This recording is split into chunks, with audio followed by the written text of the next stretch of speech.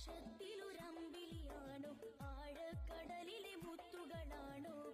ആമ്പൽ കൂടത്തിലെ താമരയോ റസൂലുള്ള വൈദൂര കുന്നിലെ മഞ്ചരിയോ ഹബീബുള്ള വർണ്ണിക്കാനാവുകയില്ലല്ലോ വർണ്ണനയിൽ പാൽക്കടലാണോ ആകാശത്തിൽ